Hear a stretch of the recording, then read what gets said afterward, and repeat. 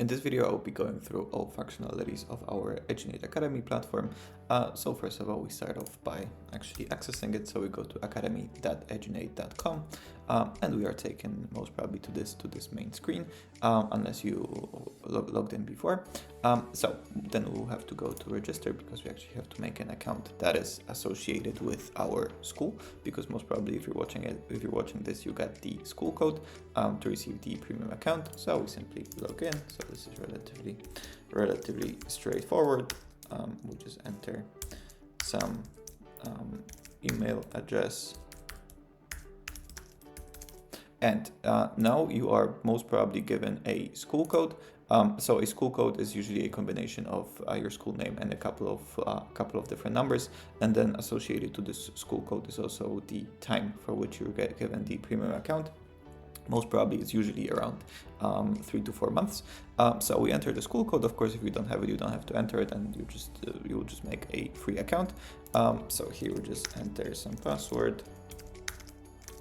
And that's pretty much everything. We can just mark here whatever applies to us. We have to accept the terms and conditions, and that's pretty much everything. And we create an account. And as you can see, it is already given to us as a premium account. That's because we entered the school code. And to see for how long you have it, you can just go to my subscriptions and you can just see that we have it until the 31st of May.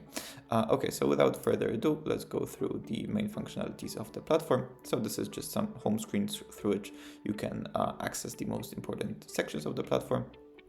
And there are two main, let's say, departments of the platform currently.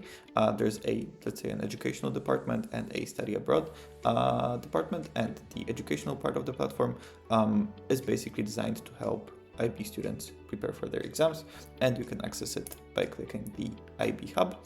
So here we have a division for a bunch of different subjects. And currently, math, physics, and computer science are the most advanced, but we are of course adding to them very, very quickly. So we can start off by looking at, for example, math AISL. So you can go to the question bank where you just have tons of different questions divided by topic. So let's say we go to the application of functions, and you have all of these questions like so, and you can basically either see the quick answer, so you just click show answer, and if you just did it and want to check if you did it correctly, you can just do this. And if you want to see the entire explanations, you can just click on the explanations button and it will take you there. Also for some subjects, we have the past papers. So this is mostly for math, physics, and computer science being created now too. So we have exam solutions by year, and basically you can just go, for example, I don't know, May 2024, and you have all of these questions. So you can just click here, and all of these are answered in the form of videos. So that's definitely very useful. And you can also go to the exam solutions by topic. So this is pretty much the same thing, as you can imagine, but just not by year, but by topic. So for example, we go to the application of functions as we did before, and basically all of these questions here. If a question is here, then this means that this relates to the topic of application of functions. So we have some question 3 from May 2022, time zone 1, paper 1, and all of these questions relate to this topic that is specified here, and that's pretty much everything from the IB Hub. Of course, there is more courses to go through, so not only math but also different subjects, but of course they work in a pretty similar way, so I don't think there's really a point of going through them. So this is how the IB segment of the platform currently works. And then, as I mentioned before, we have the entire study abroad segment of the platform. So I think we can start going through it right now. So the first section is the reports section. And basically in this reports section, you have all of those different documents that you will most probably need, definitely need in your university application.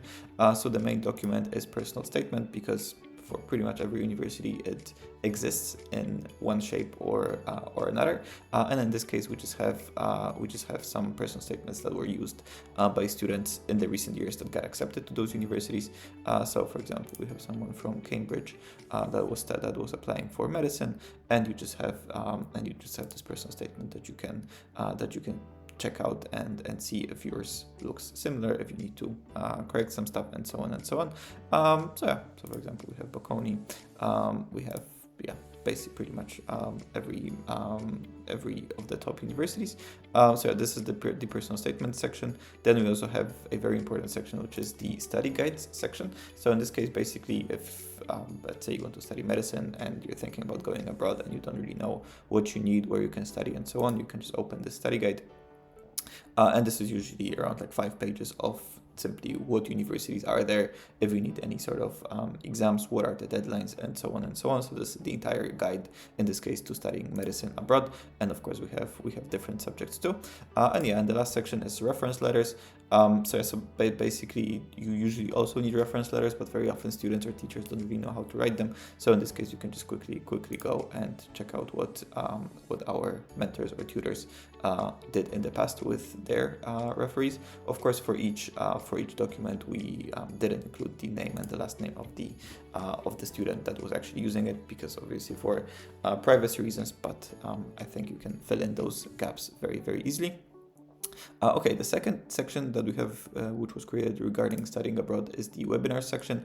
So this first of all, we have a live section where you can go and you just have upcoming webinars that we'll be conducting, and of course you can just join those webinars through here. But we also have recorded webinars. So this is basically tons of different videos that we created regarding studying abroad. So if you don't know which subject you should choose, if you don't know how to structure your CV or personal statement, what sort of documents you will need, we recently added this whole section, which is basically a couple of different courses of how to go through the application portals. So this is all of these portals to the Netherlands, to the UK. We're adding some more to China right now, and to Denmark. And of course, we'll be adding more of those in the future. So basically, if you're not really sure how to go through the application portal for those universities, then this is definitely a place for you. And then pretty much the last big section for studying abroad is the University Hub. So this is just a massive database of different programs that you can study in English. That's the main thing, in English, and all of these are bachelor programs. So basically here we have some history and modern languages at Cambridge. This, as you can imagine, we have yearly tuition fees in euro. We also have the IB requirements, like the duration and like the most important stuff. And you also have the link, so you can just click on it and go directly to the page of the program. And you have a filtering option here on the top as well, so you can filter by university, country, city, and discipline. So let's say you're only interested in studying maybe like business administration, for example, in the Netherlands. So you go here, you go search, and you have 111 programs that allow you to study that. So these are more or less all programs related to business administration. Of course, they have to be quite broad, because you also have different names of those courses, so they cannot exactly be business administration, but more or less this is it. And so this is the University Hub.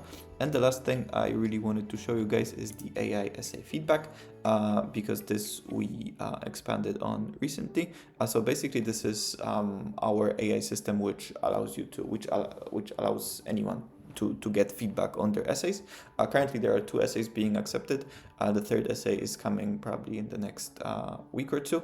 And currently, we have TOK essay and personal statements, which are accepted. We're also working on TOK exhibition. So basically what's happening is you can just like read through it, but the main thing is here on the bottom, where you simply submit your essay and you get your feedback based on the essay that you submitted. So let's say you want to submit a personal statement. So here essay length, or you can also choose TOK.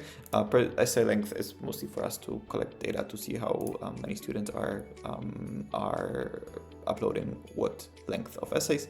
And here we have to type in our email. So let's make sure that the email is correct.